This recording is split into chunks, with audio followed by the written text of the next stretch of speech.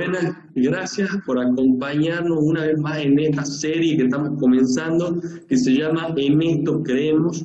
Ya llevamos varios capítulos juntos y la verdad que nos da muchísima alegría. Hoy me gustaría presentar a nuestros compañeros de hoy, el pastor Daniel Bogiaro. Pastor, ¿cómo anda? Todo bien, Nico, ¿cómo va? Acá estamos nuevamente en una nueva clase bíblica. Hoy seguimos estudiando con esta creencia sumamente importante y nuevamente con un invitado, el pastor Gary Woods. Pastor, ¿cómo va?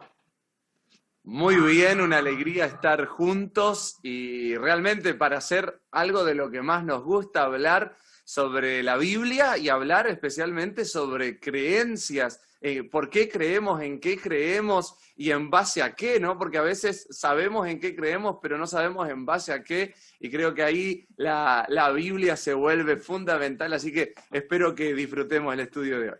Muchísimas gracias, Sí. vamos a disfrutar. Antes de comenzar, como siempre, debajo de la descripción le estamos dejando el link de este material, de este libro que tiene por título Creencia de los Adventistas del Séptimo Día. Va a estar en formato PDF, ustedes los pueden descargar. Les invitamos a que puedan leer justamente para que puedan compenetrarse justamente en la creencia de los Adventistas del Séptimo Día.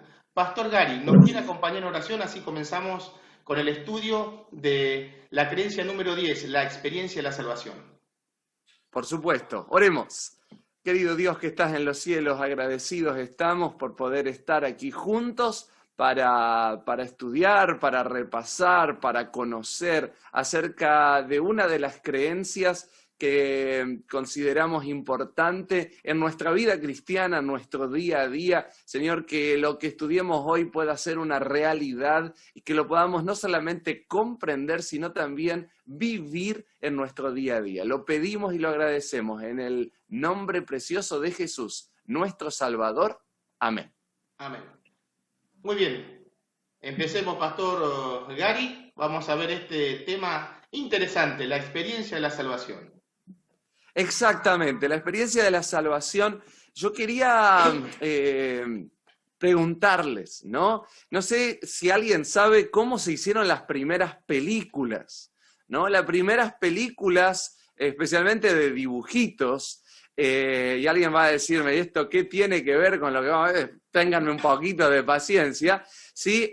Allí Disney y los primeros hacían cada dibujo y después lo que se hacía se pasaba a velocidad cada dibujo y eso generaba un proceso de animación.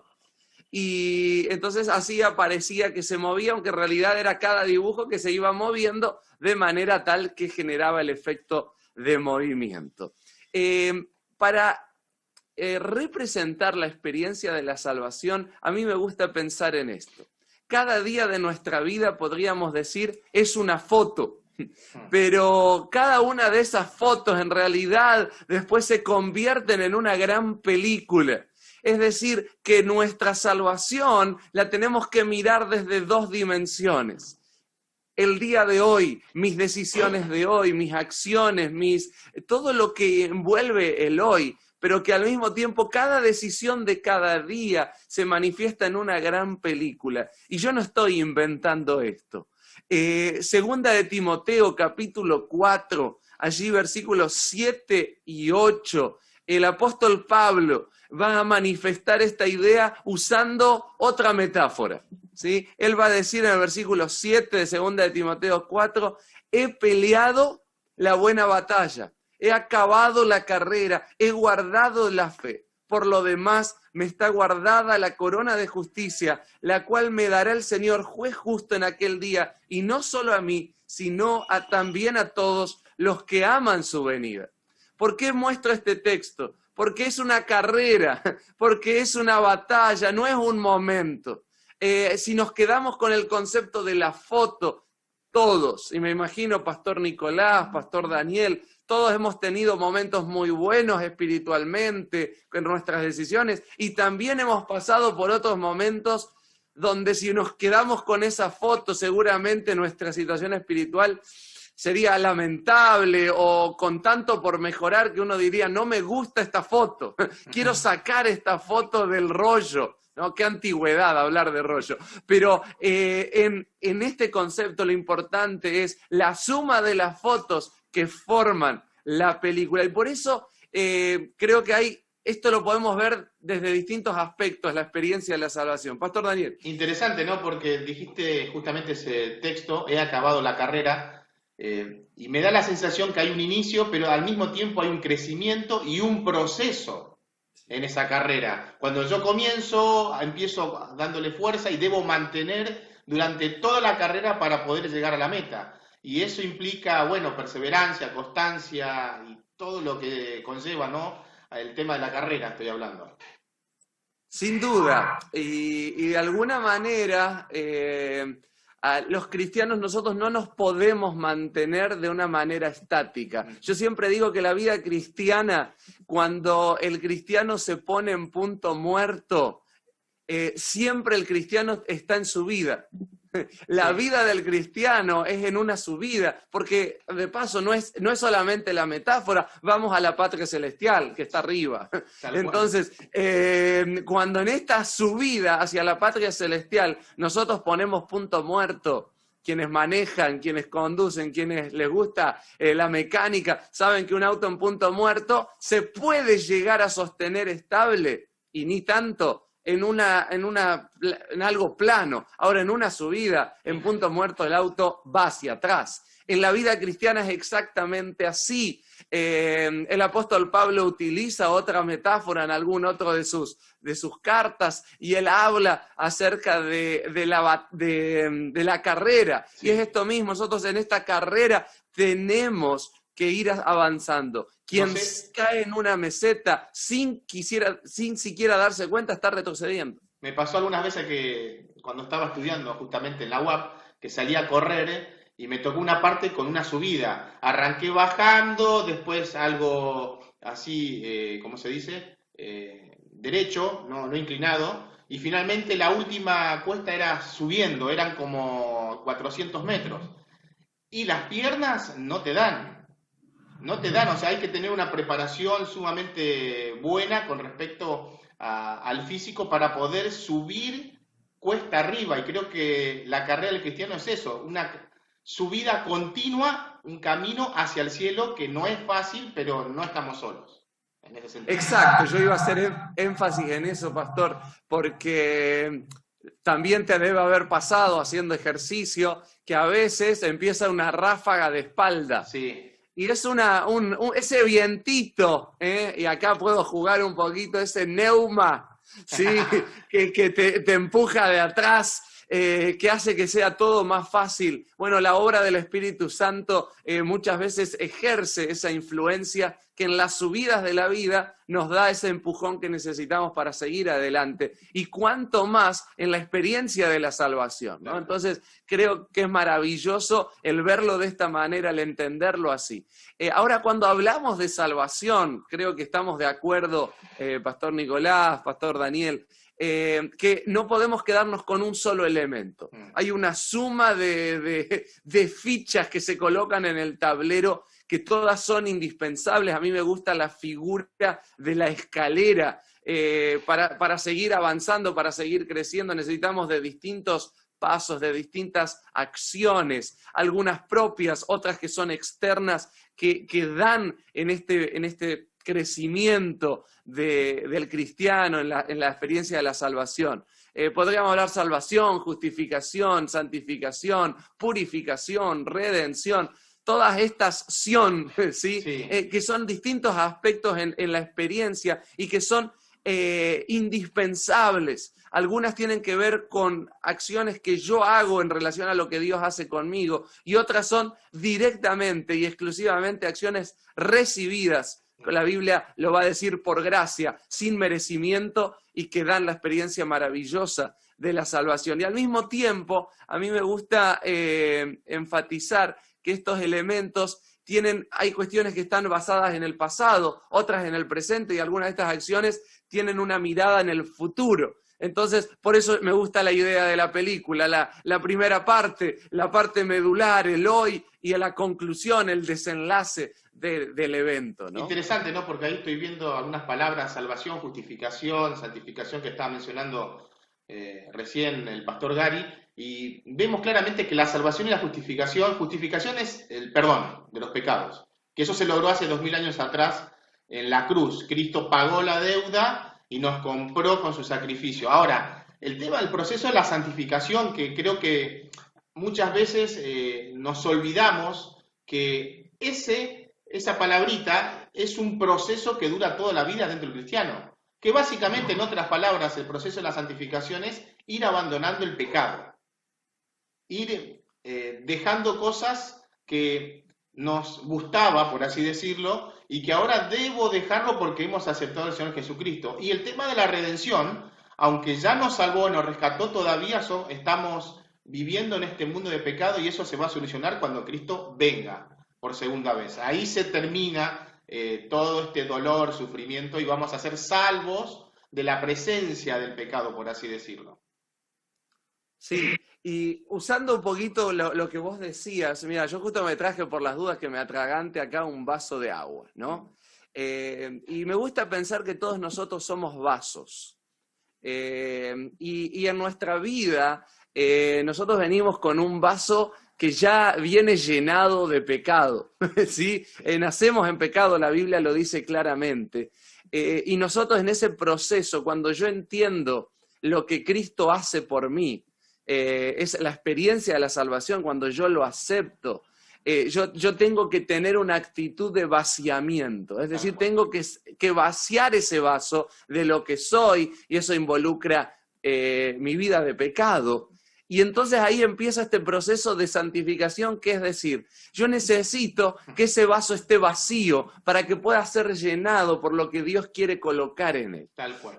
Ahora, naturalmente el ser humano egocéntrico, orgulloso, egoísta, como somos nosotros, por lo general se nos llena rápido el vaso con nuestras ideas, con nuestros gustos, con nuestros intereses, y ahí está el desafío, el vaciar para que haya espacio, para que el Espíritu de Dios llene eso, y uso otro texto del Nuevo Testamento, poniendo el querer y el hacer por su buena voluntad. ¿Dónde? En mi vaso, en mí mismo. Y eso es el proceso de santificación. Tal cual, y ahí comienza la lucha. Que, como decía el apóstol Pablo, esto que quiero hacer, que es lo bueno, finalmente no lo hago porque está en mí hacer lo malo, dice, y está esa lucha continua. Bueno, debo vaciarme, eliminar todas estas cosas malas y debo llenarme de Cristo, porque finalmente si vamos a hablar de las creencias, de lo que dice la Biblia, Cristo es el centro de todo.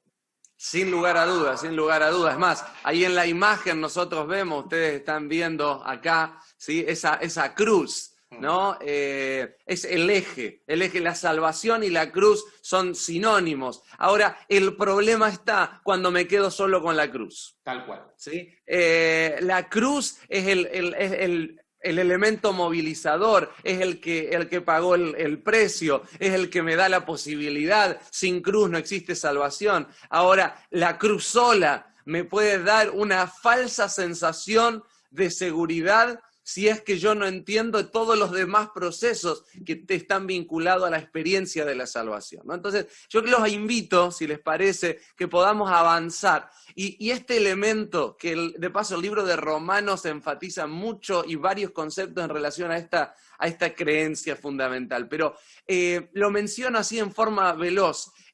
Cuando nosotros creemos que la salvación está vinculada a entender conceptos teológicos, estamos al horno. Tal cual. ¿Sí? Al horno con papas y mayonesa. No, porque de alguna manera, ¿sí?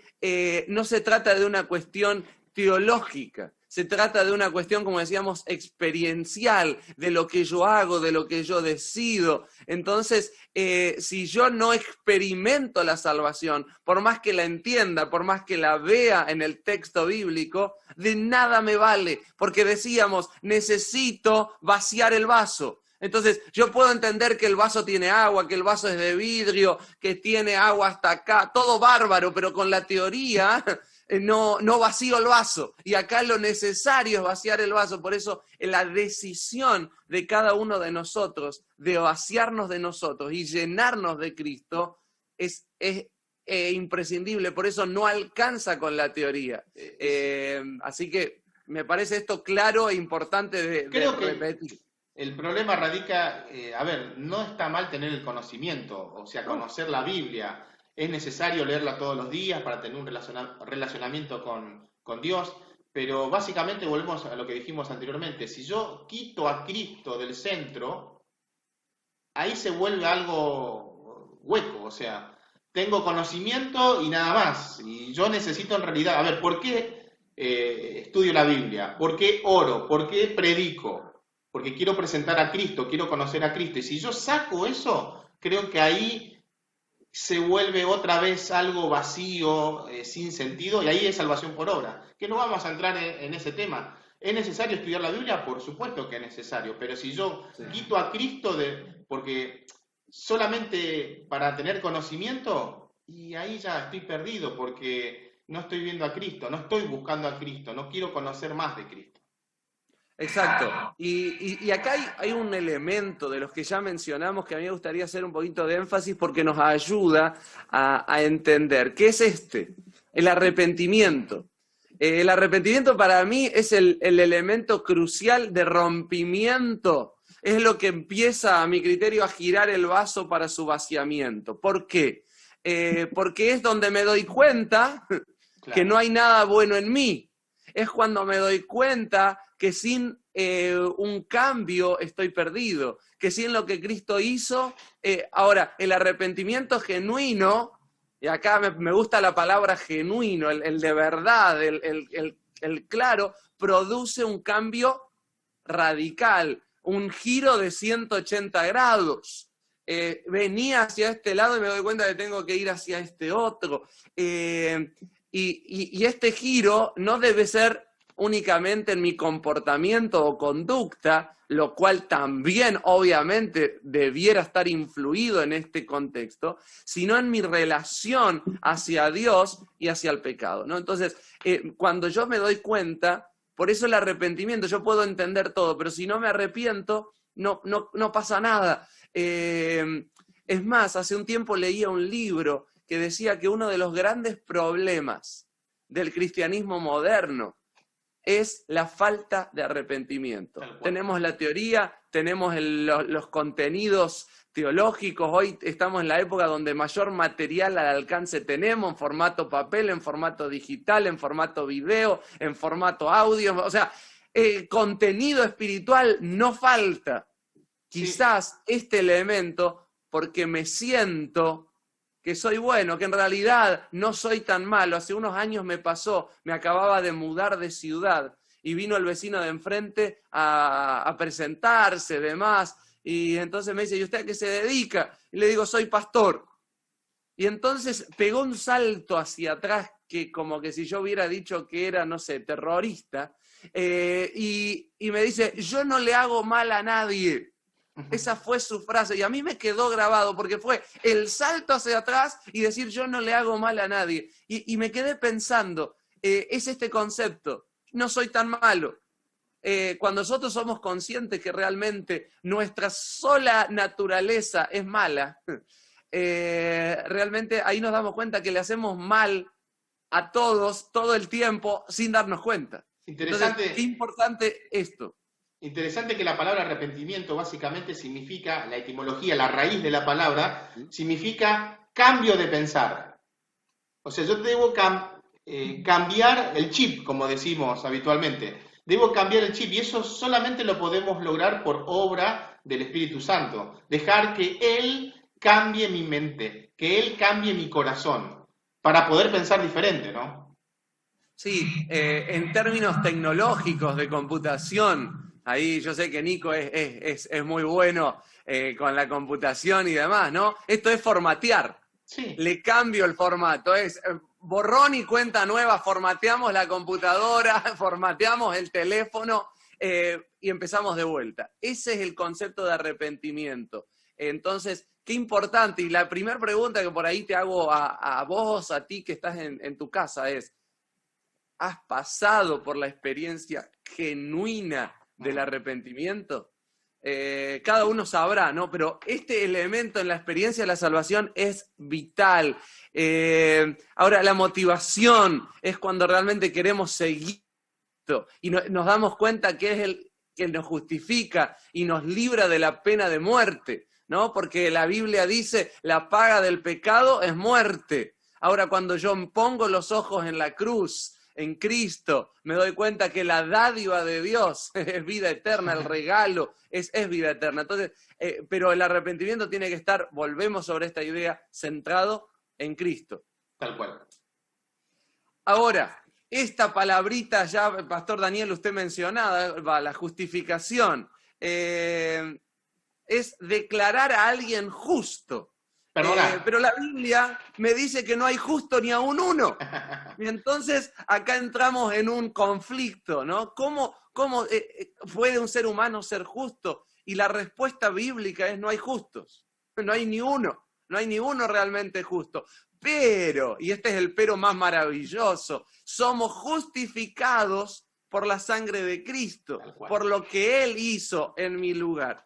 Y me encanta esta idea. Él se pone en mi lugar. Él dice, la verdad, Gary, el pastor Gary, y sí, se equivoca. Su vida cada vez que intenta hacer algo hace lo contrario. Pero Él cree en mí. Él me ha aceptado. Él ha mirado a la cruz y ha dicho que esa muerte le da salvación. Él lo cree. Y una de las evidencias de que Él cree en esto es que su vida, desde que cree, ha habido un cambio. Ha cambiado su manera de pensar. Él formateó su mente. Él se ha arrepentido.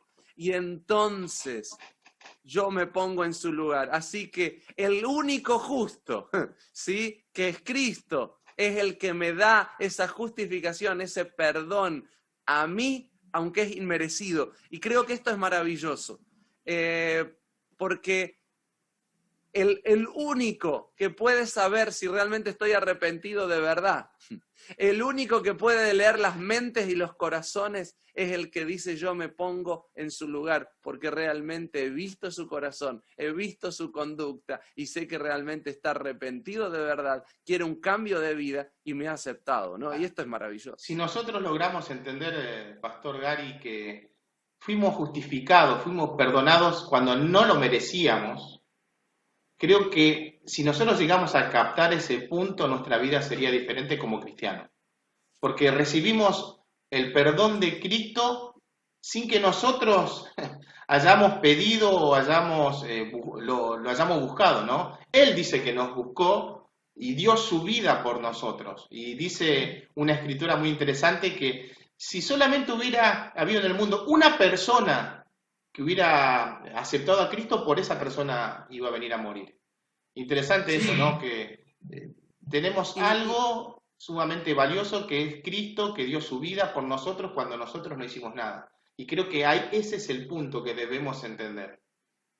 Y fíjense, 2 Corintios 5:21, que es el texto que aparece acá detrás mío en la pantalla, dice: al que no conoció pecado, por nosotros lo hizo pecado, para que nosotros fuésemos hechos justicia de Dios en él. Cuando uno lee este texto nos damos cuenta que no se trata de lo que yo hago. Sí. No se trata de no, yo me porto bien, yo, no sé, ¿no?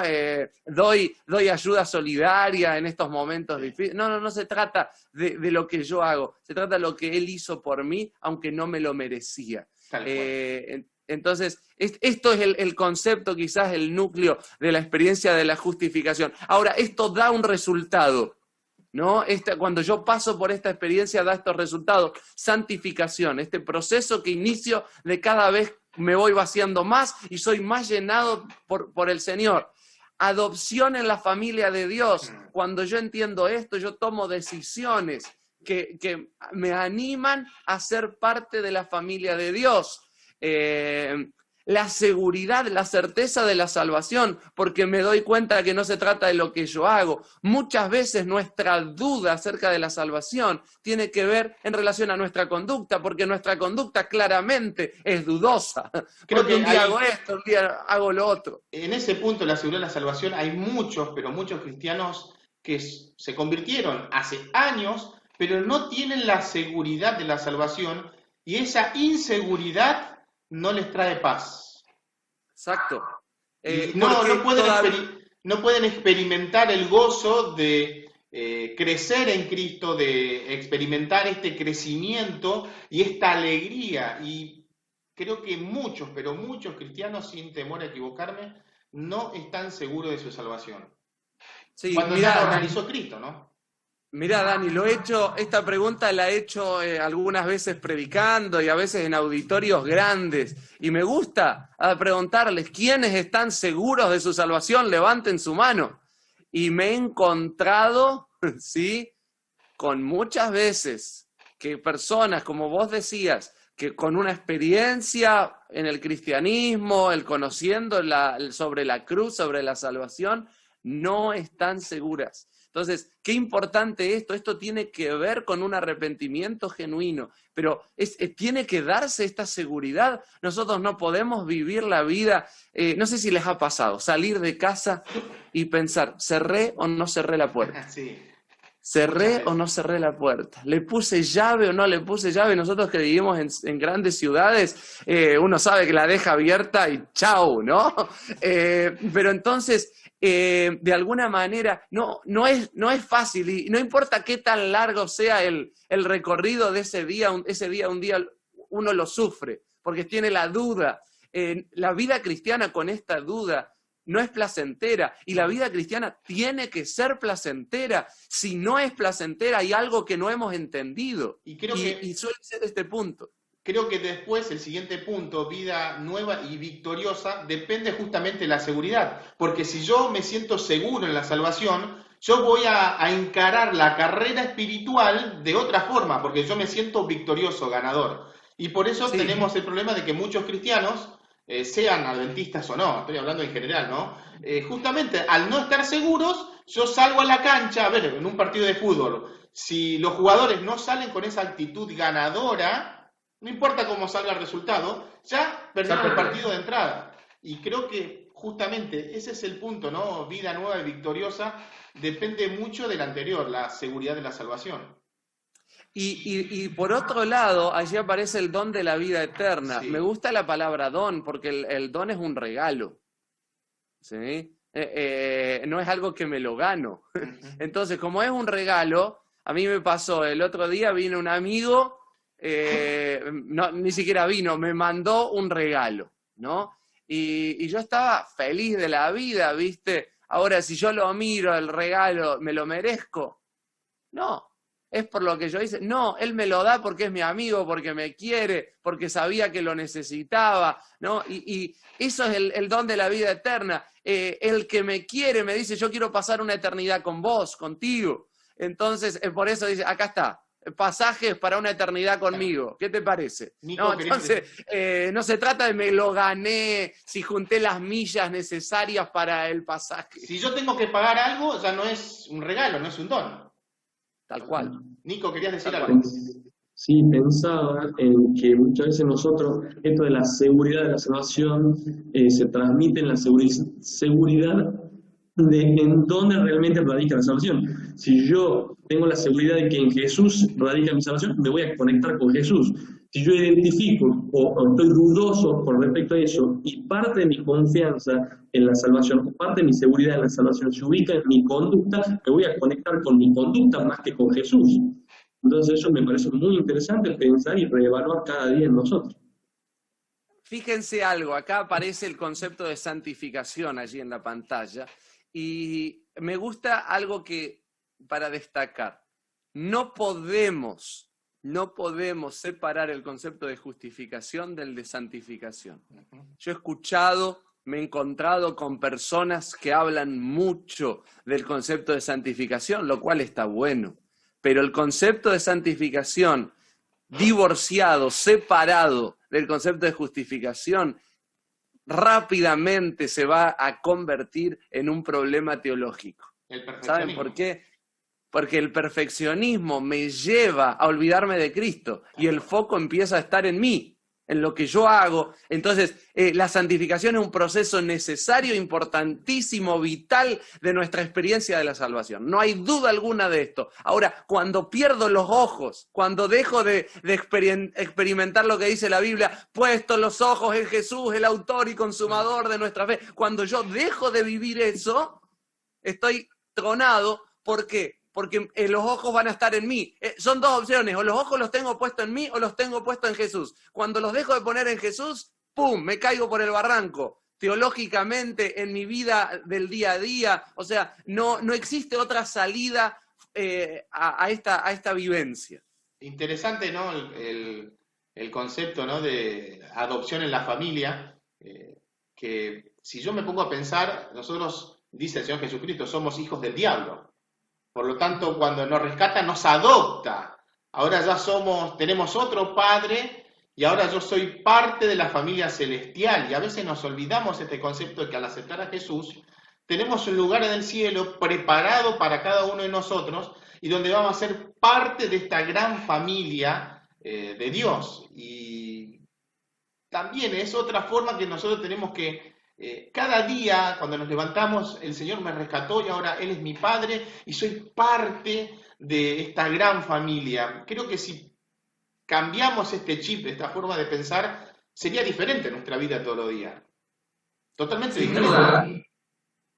Y de paso, Pastor Daniel, acá hay algo que yo quiero hacer énfasis. En los últimos días, ¿sí? Apareció y he visto algunas discusiones, incluso en redes, sobre este concepto. Ha habido algunas declaraciones en distintos países. Todos nosotros hemos sido creados en el principio a imagen de Dios, ¿sí? Hemos hecho a imagen y semejanza, nos dice el Génesis. Sí. Pero, ¿sí?, por consecuencia del pecado, hoy nosotros no nacemos, como bien decía el pastor Daniel, como hijos de Dios. No. El ser hijo de Dios es una decisión que está vinculada a la experiencia de la salvación. Pero hoy yo escucho, y se escucha mucho, incluso en ambientes cristianos, todos los seres humanos son hijos de Dios. Sí.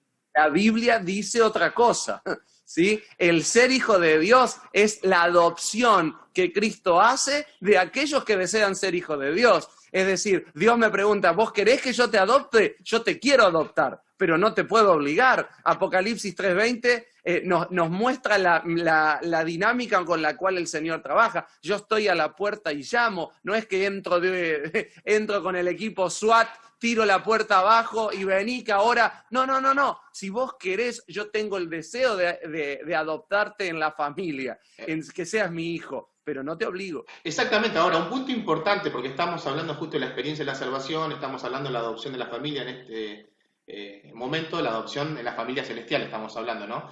Pero el hecho de que, vamos a poner un ejemplo terrenal, ¿no? Una familia adopte a un chico, tiene otra sangre, no tiene los mismos genes. Ahora, el hecho de que ese hijo no se comporte como ellos pensaban, ellos no, o sea, el niño va a seguir siendo hijo de ese matrimonio. No importa si ellos se portan mal o no, y pasa lo mismo con nosotros. El hecho de que el Señor nos haya adoptado, somos adoptados y somos parte de la familia celestial, a veces nos podemos equivocar porque tenemos una tendencia al pecado, pero el hecho de que hayamos cometido pecado, Dios no nos desecha. Ahora, en la Biblia continuamente nos habla del pecado continuo, o sea, el pecado a sabiendas, y yo me rebelo, igual lo hago, no me importa. Ese pecado no tiene perdón. Ese pecado no tiene perdón.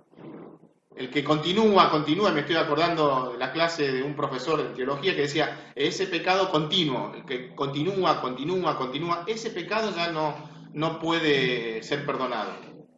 Sí, tiene que ver con una actitud, y volvemos a lo mismo, de no arrepentimiento, porque el arrepentimiento involucra un giro, un cambio. Entonces, si no hay arrepentimiento, obviamente que voy a volver. A mí me gusta usar una metáfora, y voy a usar acá cosas que tengo en la oficina. Tengo acá una boligoma, pero olvidémonos que es una boligoma y pensemos que es pecado. Sí. ¿Sí? Yo puedo, ¿sí? A todos nos pasa que pecamos, ¿sí? Que yo la agarro y lo tengo. El problema con el pecado, y lo que decía el pastor Daniel, es cuando yo esto ya lo guardo en el bolsillo. Muchas veces estamos con esto, ay, lo suelto, lo vuelvo a agarrar, y estamos en una lucha. Mientras estoy luchando, por eso Pablo, iniciábamos con ese texto, he peleado la buena batalla, es una lucha. ¿Sí? Vivimos en un mundo entre el bien y el mal, en una lucha constante, en un gran conflicto donde enfrentamos esto. El problema es cuando yo dejé de luchar, lo guardé en el bolsillo, ya está, esto es parte mía. Bueno, la lucha de Pablo que comentábamos antes, yo quiero hacer lo bueno, pero está en mí hacer lo malo. Es un tire y afloje continuo, pero el hecho es, bueno, no me importa, lo guardo en el bolsillo, no es mío el boligoma, pero me lo quedo igual, porque me gusta. Y ahí está el problema. ¿Sí? Ahora, hablamos un poquito de cuestiones en el pasado, ¿no? Entender, aceptar, vivir, experimentar. Ahora, en el presente, me encanta esto. O sea, nosotros cada día tenemos que tener en claro que a través de la sangre de Cristo viene la purificación, la justificación y la santificación. El creyente automáticamente se convierte en una nueva criatura. Esto nosotros lo tenemos que tener claro, tenemos que ser nuevas personas. Y a mí me gusta hacerme una pregunta, ¿realmente soy distinto desde que acepté al Señor? Me bauticé hace 20 años y sigo siendo el mismo, tengo el mismo carácter horrible, y no hay cambios aparentes. Dice, sigo siendo la misma persona y acepté a Cristo hace 10, 20 años. Ahí está el punto. ¿He crecido? Exacto, porque decíamos que donde dejé de crecer, entro a descender, me voy para atrás, el auto en punto muerto no funciona, tiene que estar acelerando, tiene que estar creciendo. Entonces, esto me parecía muy importante destacarnos, este cambio interior. Ahora, la Biblia habla que cuando Cristo venga habrá una transformación, ¿sí? Pero esa transformación está vinculada a cuestiones externas, físicas, vinculadas a la consecuencia del pecado en nuestros cuerpos, ¿no? Una persona que murió mutilada por una enfermedad, perfecto, la Biblia habla de una transformación allí. Ahora, en la experiencia de la salvación, la transformación de nuestro carácter no la podemos dejar postergada hasta la venida de Cristo. El carácter tiene que ser transformado ahora, tiene que ser modificado ahora. ¿Por qué? Porque el Dios que lo puede hacer me dice en la palabra de Dios que Él lo quiere empezar a hacer ahora. Yo ya mencioné poniendo el querer y el hacer por su buena voluntad ahora, porque el proceso tiene que empezar aquí y ahora. Finalmente, lo único que vamos a llevar al cielo es nuestro carácter. Exactamente, entonces pero yo escucho mucha gente, bueno, yo soy así, tengo 30 años, a mí siempre se me sale la cadena, bueno, a mí, y escucho como una pasividad en decir, bueno, ¿qué voy a hacer? Ya está, no me van a cambiar ahora, he escuchado. Todo este tipo de frases no condicen con lo que dice la Biblia. El proceso de transformación por obra del Espíritu Santo tiene que empezar ahora. Y déjenme decirles algo más, yo no dudo en el poder del Espíritu Santo. El Espíritu Santo tiene el mismo poder ayer, hoy y en el futuro, así que el problema no es el Espíritu Santo. Dios tiene el deseo de mi transformación. El problema claramente soy yo. ¿Lo voy a dejar o no lo voy a dejar? Interesante, ¿no? Porque a veces miramos o vemos o escuchamos a gente que, bueno, era asesina, era ladrón, etcétera, etcétera, y vemos que se convierte y llegan incluso a ser pastores o predicadores del Evangelio. Dice, ¿cómo el Espíritu Santo pudo cambiar a esa persona? Vemos que pudo obrar Dios en él. Y a veces nos olvidamos, ¿y Dios obró en mí? ¿Pudo cambiar mi carácter? ¿Pudo transformar? ¿He dejado de ser mentiroso? ¿He dejado de ser soberbio? La soberbia, el orgullo, o sea, que a veces hablamos mucho de los pecados, pero es el orgullo, sobre todo, que es el pecado primordial que se originó en Satanás, no hablamos. Si Dios puede transformar a un asesino, a un ladrón, en un cristiano cabal, ¿cómo no me va a transformar a mí? Y fíjate lo que dice Dani, Segunda de Pedro capítulo 1 versículo 4, por medio de las cuales nos ha dado preciosas y grandísimas promesas para que por ellas llegaseis a ser partícipes de la naturaleza divina, habiendo huido de la corrupción que hay en el mundo a causa de las concupiscencias. Es decir, acá el Señor espera que en esa transformación, en esa santificación, llegue a ser partícipe de la naturaleza divina. Es muy fuerte esto, porque Dios pretende que yo me acerque lo más que yo puedo en esta lucha, en esta batalla, a la forma de pensar divina. Por eso hablábamos de ese formatear nuestra mente. En lucha, con lo desafiante que es, pero yo me tengo que acercar a eso, pero dándome cuenta que no es por lo que yo haga. Vuelvo, insisto con esto, porque es mirando a Jesús, Él va a ir permitiendo esta experiencia. Estoy acordando de una palabra, de un versículo, ¿no? Filipenses 4:13, todo lo puedo en Cristo que me fortalece. O sea, noten que el versículo dice, todo lo puedo en Cristo que me fortalece. O sea, Él va a estar continuamente ayudándome en cualquier dificultad o lucha que yo tenga, sobre todo en mi carácter. Él puede transformar, porque Cristo es el que me fortalece. Exactamente, exactamente. No se trata de mi fuerza, de cómo la remo y hoy me voy a portar bien. No se trata de portar bien. Y acá déjenme mencionar algo. Muchas veces los cristianos, y me involucro acá, me hago parte de esta realidad. Muchas veces he dicho, hoy voy a luchar como nunca antes contra el pecado. Y hoy no voy a dejar que me venza y siempre caigo en este asunto y entonces hoy va a ser un día diferente. ¿Saben? Muchas veces enfocamos nuestros ojos en el pecado y vuelvo a lo mismo. Yo tengo que enfocar mis ojos en Cristo. Si yo hoy decido poner mis ojos en Él, como decía el pastor Daniel al principio, en tener una comunión con el Señor, en hoy llenarme de Él, en hoy tener una vida de oración profunda, de mirar a la cruz, sin querer, ¿sí? Mirando a Jesús, voy a haber vencido al pecado. Hay un dicho que me está viniendo a la memoria ahora, que dice, a veces nosotros miramos el vaso no medio lleno, sino medio vacío, somos negativos, por naturaleza. Y hay un dicho que dice, no mires cuántas veces te has caído, sino cuántas veces Dios te ha levantado.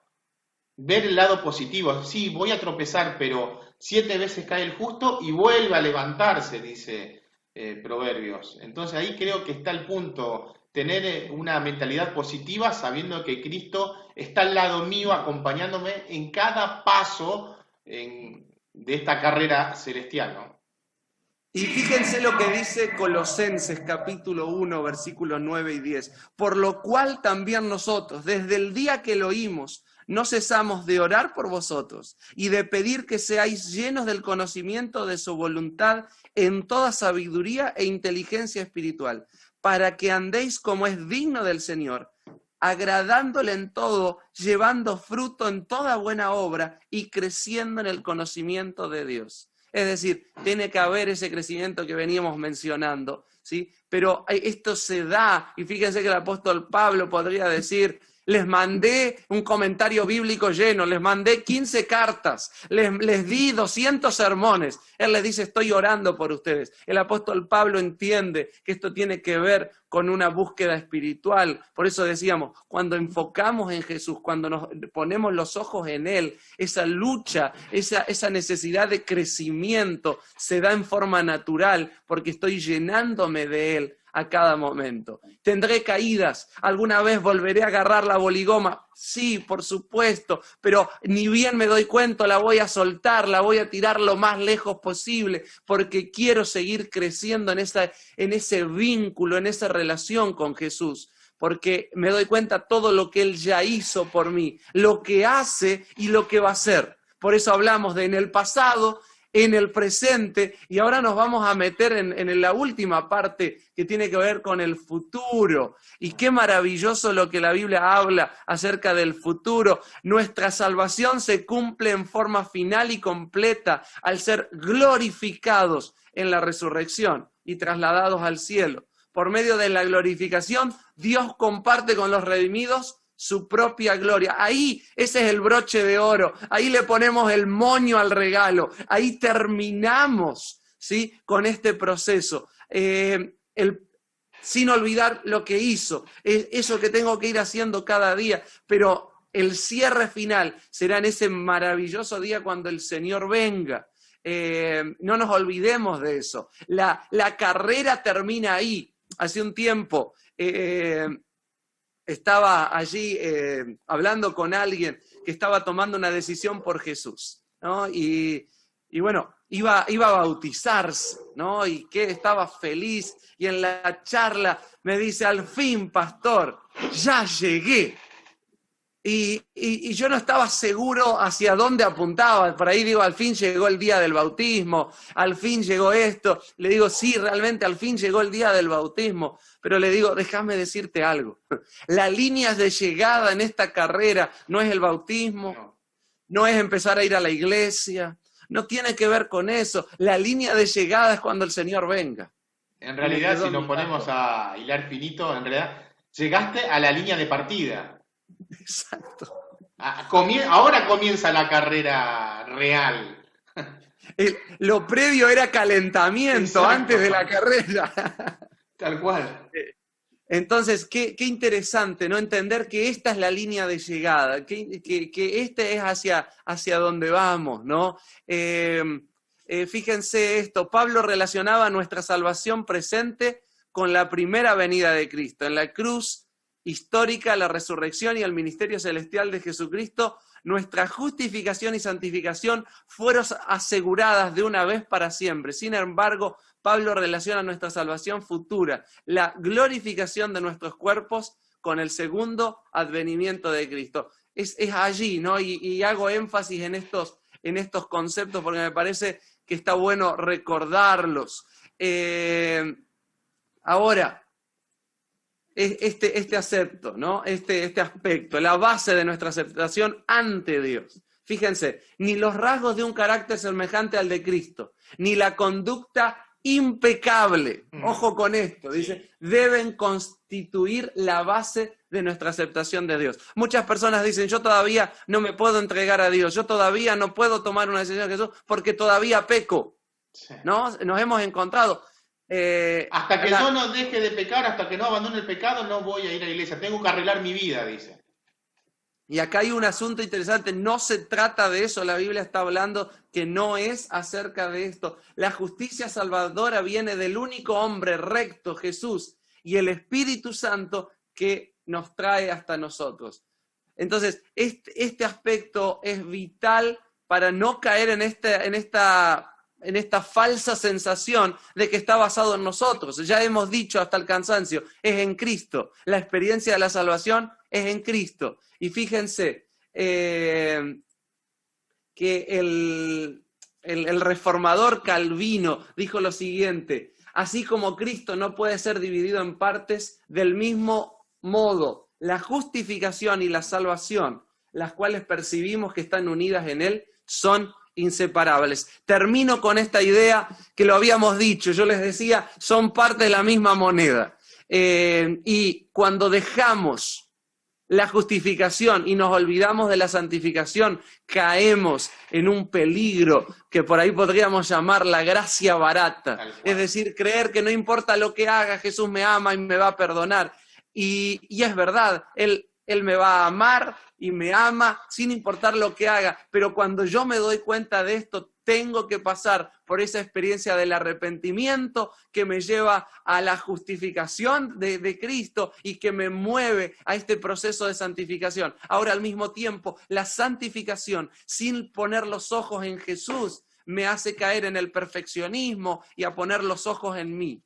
Entonces, creo vital en este sentido que nosotros podamos colocar nuestra mirada en Jesús y entender que la experiencia de la salvación es en Él. Y que Él ponga el querer y el hacer por su buena voluntad en nosotros, sabiendo que donde yo haga mi parte, Él me promete, allí en Filipenses 4:13, todo en Cristo que me fortalece. Así que esto era un poquito lo que quería que podamos compartir hoy juntos.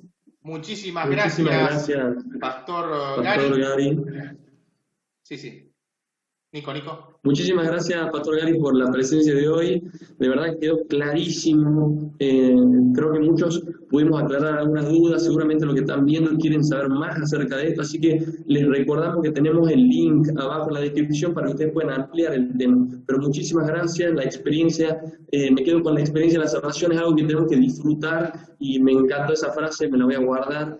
Y realmente los invitamos a todos los que nos están viendo a seguir acompañándonos, y si tal vez te perdiste en algún momento, tenés la oportunidad de visualizar los videos anteriores y así poder seguir conociendo a Dios a través de este proceso. Muchísimas gracias, Pastor. Nos despedimos entonces. Que le vaya muy bien. El Señor los bendiga. Un gran abrazo. Hasta luego.